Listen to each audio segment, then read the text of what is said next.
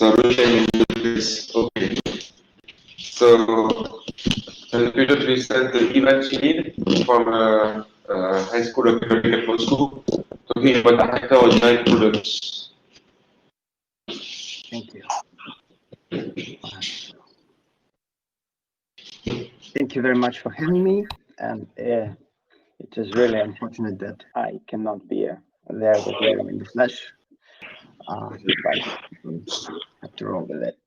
So I want to talk about attractors of direct products, which is a simple issue, but hopefully not entirely trivial. So this is a joint work with Stanislav Minkov, and I should also mention the contribution of Alexei Okunev, because it all started when we accidentally started to discuss this topic, and it was he, Alexei, who suggested that we look at the square of a flow with a saddle loop. We'll get to it in 5 minutes. So, first of all, a couple of conventions to not go back to these things later. Everything is supposed to be infinitely smooth. Actually, I think we can roll with C3 smoothness, but I don't bother. Capital M stands for a closed two-dimensional manifold, which is our phase space usually, and it is endowed with a measure mu, which is just the Lebesgue measure. I say the Lebesgue because I am assuming that it is fixed, but you can basically choose any Lebesgue measure. So if I ever use the word planar, it will refer to something that deals with two-dimensional manifolds and not with the plane itself, because the plane itself is not closed as a manifold. So small phi will stand for a smooth flow on our manifold, and he will mean the indicator function of some set. So, and also here in the slide, I put that capital X will stand for an monodromic semi-neighborhood of some polycycle, if there is a polycycle. So the main question we are interested in is whether the attractor of a product of two systems coincides with the product of their attractors. So always keep this in mind, and when I say non-coincidence, I refer to a negative answer to this question. So first, let us recall several definitions of attractors we may work with.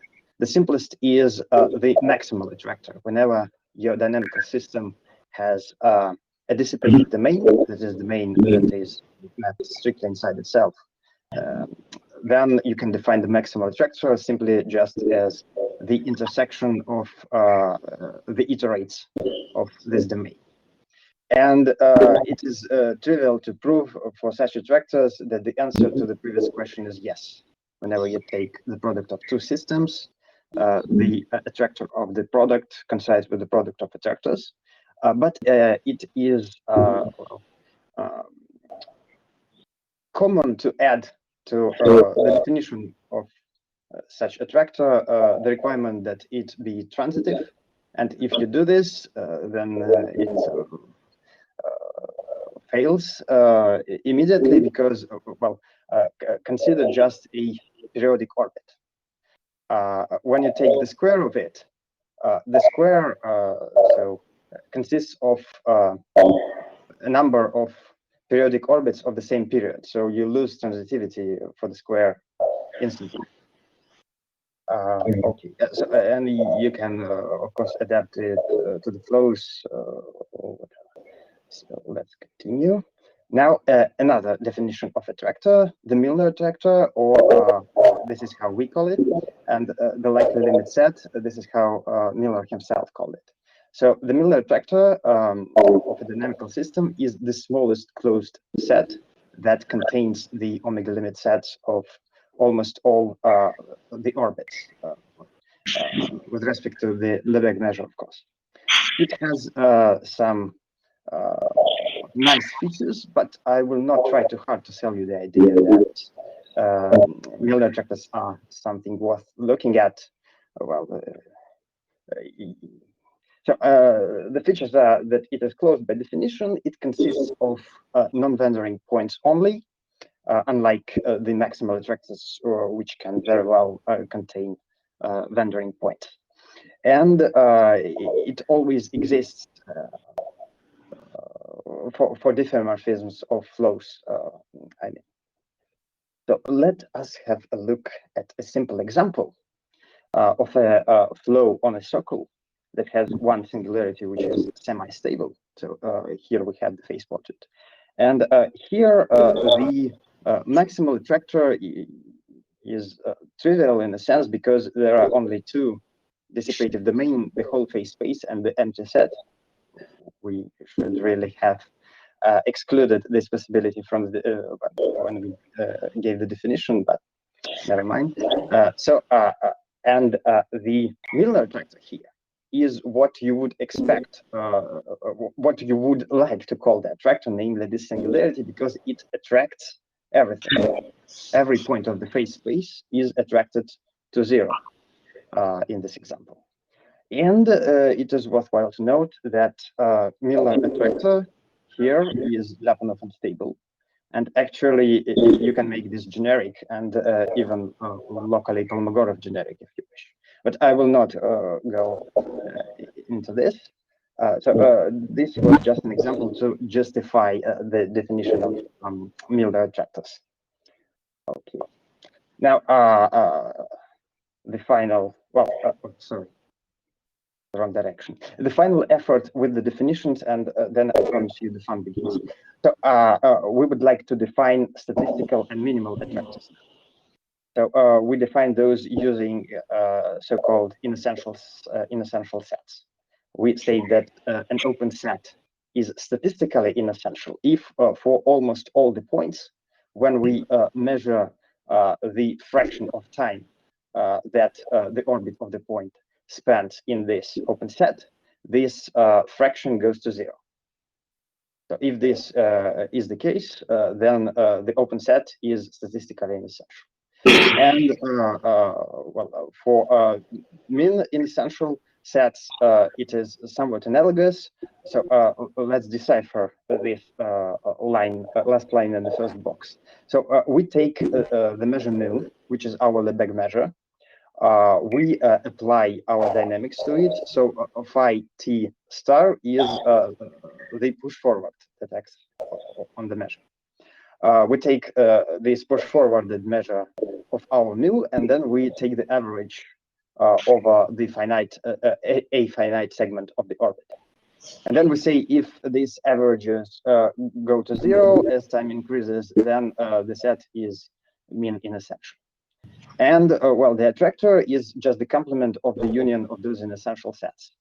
Statistically inessential sets for the statistical attractor and min inessential sets for the minimal attractor. Okay, and I would also like to mention that we always have the following inclusions. The minimal attractor is the smallest one. It is always a subset of the statistical attractor, and the latter is the subset of the Milnor attractor. Okay. So this is well a heuristic formulation of what those attractors are, and you maybe cannot see this immediately from the definitions I gave, but there are other definitions that perhaps would work better, but never mind. So the statistical attractor is the smallest set, such that almost all the orbits spend almost all the time near the set. And the minimal attractor is the smallest set, where almost all of the Lebesgue measure spends almost all of the time. Not the Lebesgue measure itself, but rather its push forward under the dynamics. Nevertheless. Okay, we continue. So here comes our first theorem, the simplest one. The theorem says if we have a smooth two-dimensional flow that has a saddle with a loop, and this loop is attractive, then we have the non-coincidence for the Milnor attractor. That is the Milnor attractor of the square So it is simplest to look at the squares and not arbitrary products, right? So the Milnor attractor of the square is strictly smaller than the square of the Milnor attractor. So let's stop for a second and discuss what the Milnor attractor here is. Of course, we would like to restrict ourselves to a small inner semi-neighborhood of this loop, because, well, the whole vector field can have some sinks or attracting cycles, and we don't want to care about those. Those would be included into the Milnor attractor, but well, as soon as you prove the theorem with this restricted phase space, you have it in full generality. So our phase space from now on is some inner neighborhood, small inner neighborhood of the loop. So if we take any point of this inner neighborhood, this point just winds, spirals towards the loop, right? So for this point, the omega limit set is the whole loop, including the saddle A. So since this is the case for every point, we have that the Milnor attractor here is the loop. So the square of the Milnor attractor is the square of the loop. I claim that the Milnor attractor of the square of such a flow is like what's written in the last line. So it is the product of the saddle and the loop plus the product in another order. So the point here is that almost all the orbits after some point in time cease visiting a neighborhood of the square of some point taken at the loop, but not the point that does not coincide with the saddle. So I will sketch the proof of another theorem which goes almost verbatim for this case. So I quit with the first theorem and go to the second one. So it is somewhat analogous, but here we have, so the aim of this theorem is to show the non-coincidence for statistical attractors. Note, by the way, that the previous example was in codimension 1, when we speak about the flow small phi. And this example will be already in codimension 3, so a little bit more degenerate, so to speak. Now, the theorem says that whenever we have a flow with the so-called modified Bowen example, we have non-coincidence for the statistical attractor. That is, the attractor of the square is smaller than the square of the attractor. Now, what is the modified Bowen example? Yushi Nakano today recalled what the ordinary Bowen example is. So it is just a biangle formed by two saddles and two connections in such a way that there is a monodromic semi-neighborhood that you can wind towards this biangle. And that example showed that you don't have convergence of time averages for almost all the points, right? So here, in the modified Bowen example, you replace one of the saddles by a generic saddle node. Generic in the sense that it is of order 2. The Taylor expansion starts with the quadratic term. And it is contractive in the sense that the non-zero eigenvalue of the saddle node is negative. You can see this from the picture.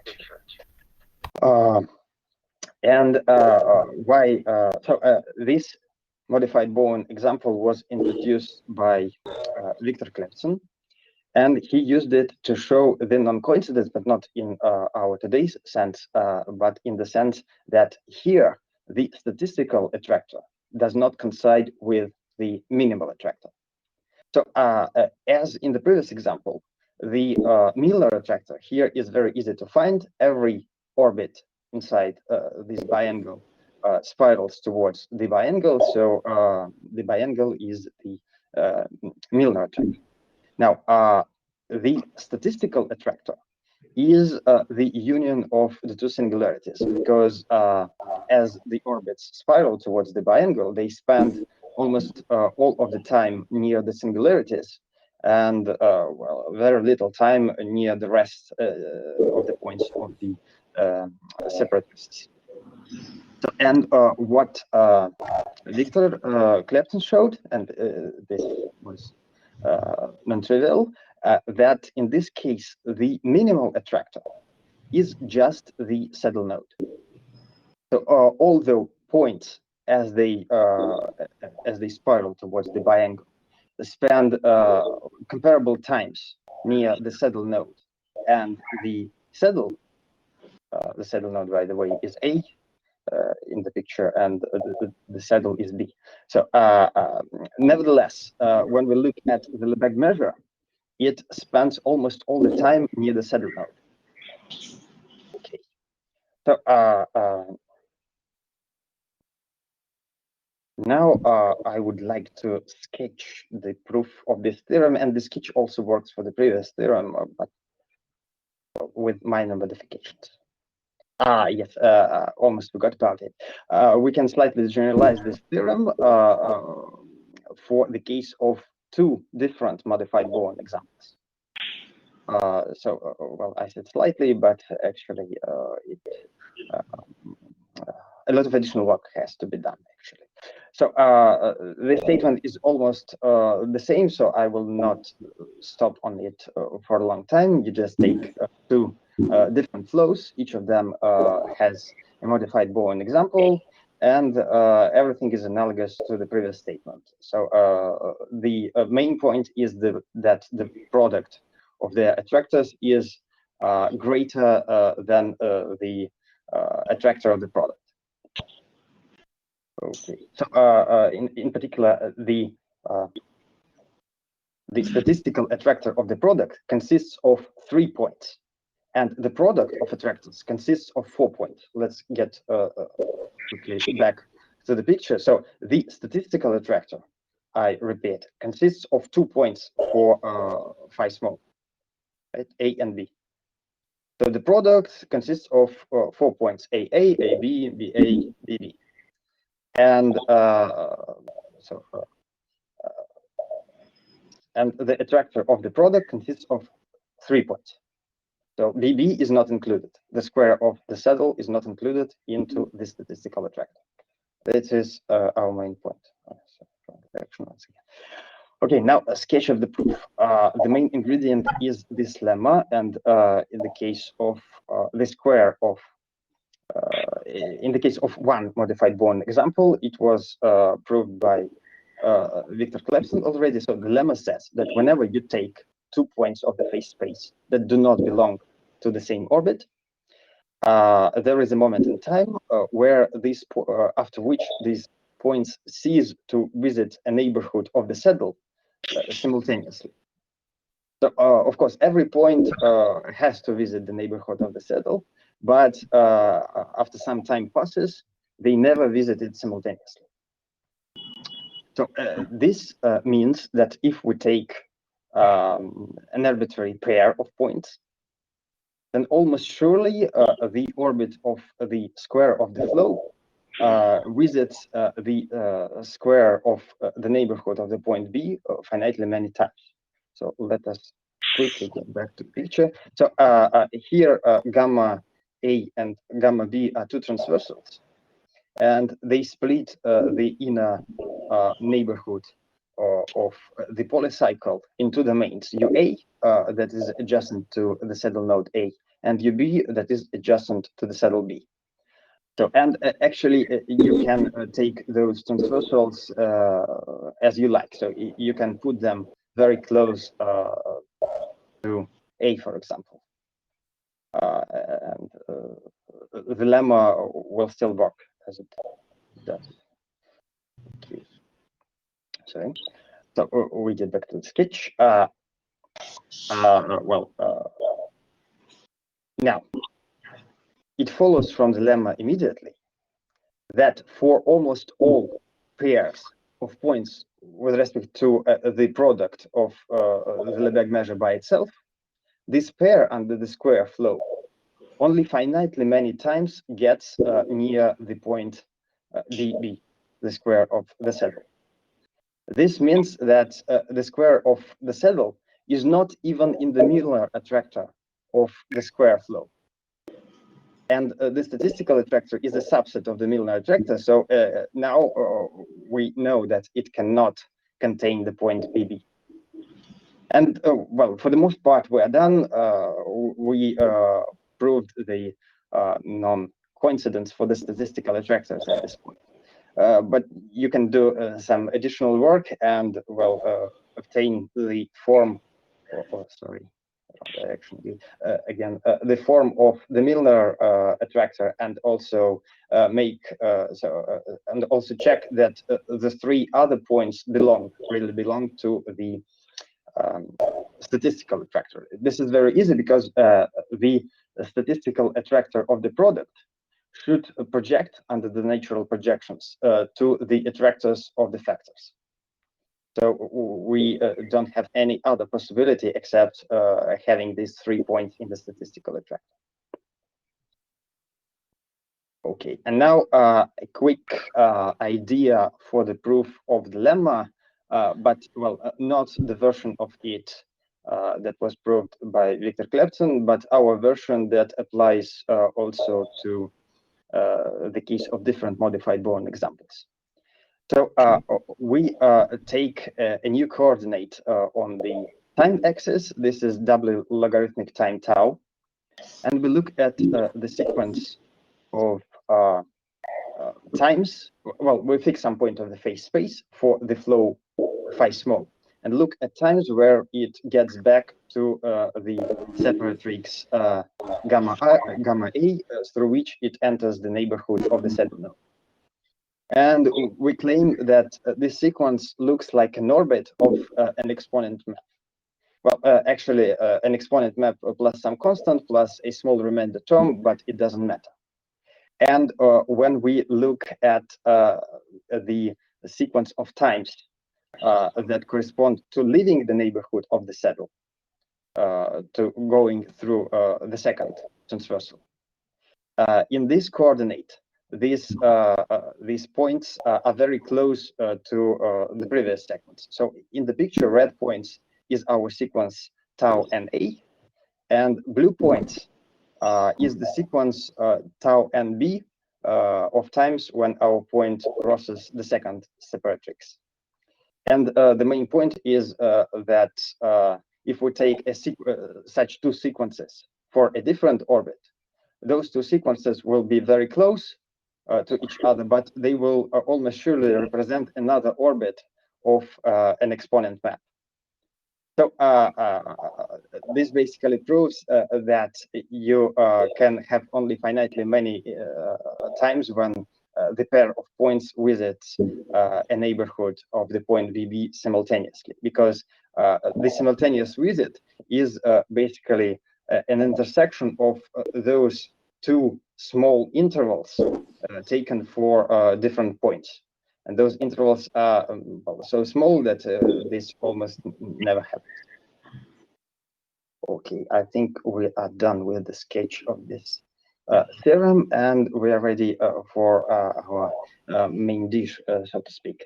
This is theorem 3, and it has to do simultaneously with minimal attractors and SRB measures. So it says that there is a flow on an analogous such that there is an SRB measure for this flow. There is an SRB measure for the square of this flow, but this second SRB measure does not coincide with the square of the first one, simply because they have different supports. The square of the first measure has large support, and the second measure has the measure of the square of the flow has a small support. So this simultaneously shows shows non-coincidence for minimal attractors. And you can adapt this construction from our analogous to any closed surface in a more or less trivial manner. You just modify the construction so that it is contained in an attracting disk, and then you attach this disk instead of a sink for some flow that is a gradient flow for a Morse function that has one local minimum or rather one local maximum. Okay, now I will quickly recall the definitions of SRB-measures. So you can define it in different ways, but so we say that some measure nu is physical if we have for all. Well, I'm giving a globalized version of the definition, and also I give it for the discrete time case because it looks simpler and it generalizes to the flows in a trivial way. You just replace sums by integrals, right? So the measure is physical if for Lebesgue almost every x you have this weak star convergence of empirical measures, which corresponds to convergence of time averages, right? And the measure is natural if you have something analogous, but you iterate arbitrary measure that is absolutely continuous with respect to the Lebesgue measure.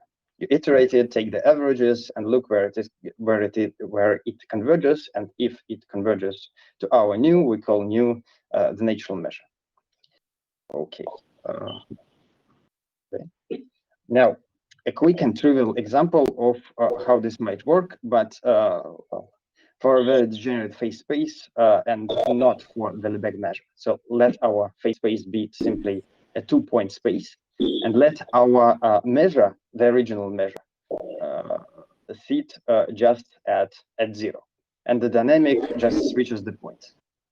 So what we have when we look at the square of this measure, we see that the measure, the measure that is just the square of the original measure, and originally this measure sits at the point 0, 0.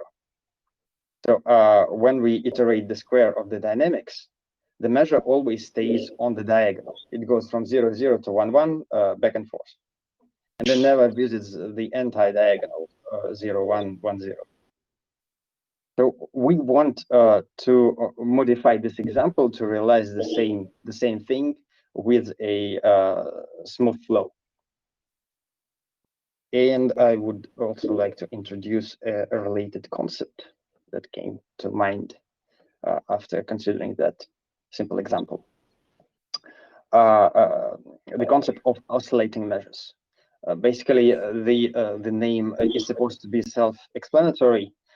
You want to have such a dynamics then that you have two parts, two non-intersecting parts of the phase space, which I call the left part and the right part. And what you see is that almost all the measure, except a very tiny bit that shrinks to 0 with time, first goes to the left part, then it goes to the right part, then it returns back to the left part, and so on. The word oscillating means going back and forth, but I do not assume that these oscillations are periodic. So the time it takes to go from left to right and back might very well grow with time. So here is the formal definition, but basically it is what I already said. So don't read it, I will skip this. Now, the idea of how to construct the example. We are constructing a vector field on a finite cylinder. The vector field will have singularities only on its boundary circles. Boundary circles are of fixed points. Nothing happens at the boundary circles. And every other point of the cylinder goes down in such a way that horizontal circles go down with the same speed. So we can take a chart that excludes the boundary circles and turns, so to speak, our finite cylinder into an infinite cylinder. And the chart is such that the vertical speed now in this chart is always -1, directed downwards. Okay, and I have said nothing about the horizontal component of our vector field, and now I'm going to discuss it. So the horizontal component on most of the sections or horizontal sections looks like what you see here on the right. So it is either a north-south map, not map, but rather flow that looks like this. Everything is repelled from the north and attracted to the point slightly on the left, or it is, well, analogous, but everything is attracted to a different point R. So now I forgot for a moment about the vertical component of the vector field, and I am discussing only the horizontal component that you see in a typical section. And of course, to make it smooth, you will have to include all the intermediate positions of this thing, which is called L here and R here. But what I want to achieve is to have for the final vector field a trajectory like this that goes from left to right, because I will have intermingled intervals on the vertical axis in which I will have horizontal components like this and like this. So it's like there is a small lever that I can pull to the left and to the right. And when I pull it to the left, the point goes to the left here. When I pull it to the right, it goes to the right. Everything is simple. So recall that the aim is to have something like to what we had in the previous example with 2 points. So we want almost all the Lebesgue measure go to the left, then go to the right, and so on. So another point, okay, first I probably, I don't have much time, so I will be brief. What we want to achieve is the following three properties. We want for our flow on the cylinder to have this measure that is supported on 2 points, the points L and R on the lower boundary here. Be the global SRB measure in any sense mentioned above. And we want the point supported on 2 points, namely LL and RR, be the global SRB measure for the square of the flow. So it is supported not on the 4 points, but on the 2 points on the diagonal and not on the anti-diagonal, and like in the trivial example. And finally, this is a bit technical, but we have to modify our construction to make sure that it is smoothly extendable to the boundary circles. And well, although this is something stupid, this was the source of the most of technical difficulties. And well, basically, the idea is that since we start from the finite cylinder, we can also always say that we want to look, well, let me start this again. Suppose we want to look at not all the Lebesgue measure, but on almost all the Lebesgue measure, excluding some small measure epsilon. Then we can take a finite cylinder like this one, and look only what happens with this cylinder as it goes down. And then when it goes through a region where our lever is in the right position, every point is attracted to the right position of the horizontal wise thing. And so almost all the measure gets, so to speak, in the right position. Then the cylinder goes down, we get into a left region where the lever is to the left, and every point gets to the left position. And so we obtain, basically, we make the measure to oscillate in this way. And well, I'm not going into the details. Here I put the recipe of how to make this work so that all the three properties are satisfied, but well, let us skip it and quickly go to the open problems. So the more technical one is the question of whether we can do the example for the SRB measures in finite condimension, because that example was in infinite condimension, because we had to, well, we had a cylinder with a boundary of fixed points, which is not very good, I would say. So maybe we can increase the dimension of our vector field, and this will somehow decrease the codimension. And the major problem, I would say, is the question of what can be said about generic diffeomorphisms of flows with respect to this non-coincidence problem. So we know that for most male vector fields, we have coincidence. We know that for smooth hyperbolic diffeomorphisms, we have coincidence, but basically we know nothing else. And that's, I think, where I want to stop. The last slide is just some references about the definitions of attractors and the works by Klepsen and Glinchev-Kutuzova and Klepsen that have something to do with the modified bond example and the behavior of time averages for the ordinary bond example. Okay, I think I'm done. Thank you very much.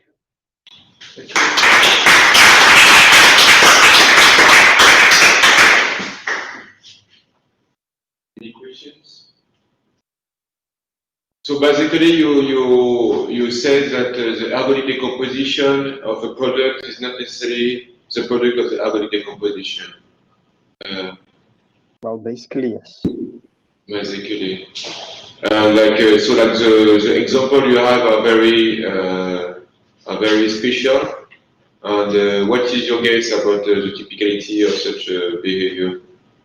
Well, I think you cannot make it. You cannot make it of finite dimension for the two-dimensional flows, for flows on surfaces. But I cannot say anything about even flows in dimension 3.